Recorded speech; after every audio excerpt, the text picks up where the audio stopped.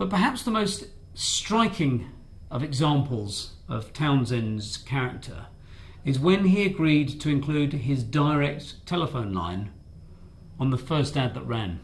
Now, how many senior managers do you know that would do that today? It's a behaviour that would serve you well in and out of a recession. Despite all of this, Townsend was no one-man band. He strongly maintained that people who made the real difference were those on the front line. And what I believe made him so successful was his strong leadership and values, and how he managed to transfer to his staff through the creation of the "We Try Harder" culture. And I'd just like to show you an ad that came from that culture and built that company. QE Inc., the multinational conglomerate, by Fluent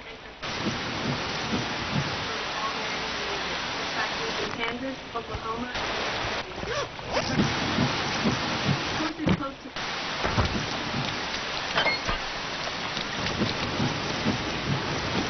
Ever get the feeling some people just stop trying?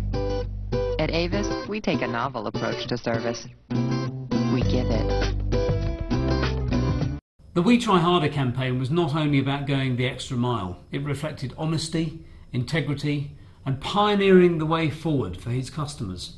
Robert Townsend died in 1998, but his legacy of We Tried Harder lives on. In each of these cases that I've shown you today, the actions that these companies took were not just reactive, tactical, or logical. They were affirmative, from the heart, instinctive. They became more than just lines, but business philosophies that drove companies and built careers. I'm showing you how these three companies launched their messages in recession, drove behaviours that became philosophies, behaviours which drove creativity. Creativity drives change. You know, change drives growth. So there you have them, three of them. Apple 1984, Volvo 1993, and Avis, an idea that was born in the early 60s and has seen that company through every single recession since. So for Redcard, our byword was and still is common sense and bravery. My own personal philosophy, recession or no, is common sense and bravery. And these words and combinations thereof are now part of the Ogilvy and Mather DNA. Common sense and bravery is a very acute mixture of the known and the unknown. It's what you can see blended with what you can feel. And it is this combination that will help you, it'll help us, all companies, to seize the advantage in a downturn. A downturn opens up rare opportunities to outmaneuver rivals. But first you need to put your own house in order. I don't have time here today to go into the detail of how we would do this, but again there are certain behaviours that will drive recovery quicker than that of your rivals. This would start with a rapid and thorough assessment of your own position in order to minimise your own vulnerabilities. Once aware of your own position, you're better placed to take advantage of the weakened position of others through knowledge of your own strengths. At Ogilvy and Mather, we'll also be approaching the recession with our own set of criteria. As with every other company in Asia and the world, we're being forced to look at our own business through renewed eyes. Things that we may have taken for granted in the past have now become more precious. Clients, themselves hurting terribly, are looking for more solutions to their woes. It's not just about saving money, but it's about working out properly how to invest those media dollars, maximising the investment in communications and branding. Our employees, nervous and fretful, worried about the recession and what it means to them. A behaviour that we've adopted in the good times again serves us very well in the bad times. We work in small teams, rather like these people did in World War II. And then there are our processes and systems. Recession ready, recession proof, recession relevant. Are yours? Well, when our clients come to us looking for solutions, guess what? We don't say no. If it's something that we've never encountered before, we say how. If this means looking at what we sell, what we do, or the way we do things, then that is what we do. However, the fundamentals of our business have remained unchanged since 1947 when we first launched. This is David Ogilvy, our founder. He and we believe that advertising must sell through creativity. We believe that brands build businesses, and we believe that with common sense and a dash of bravery, you can build large and small, sustainable, respected, recession-proof businesses that can adapt, adopt, complement and compete over time through recessions. So what about you, the people in this room watching this video? Panic and you're lost. Act and you will win.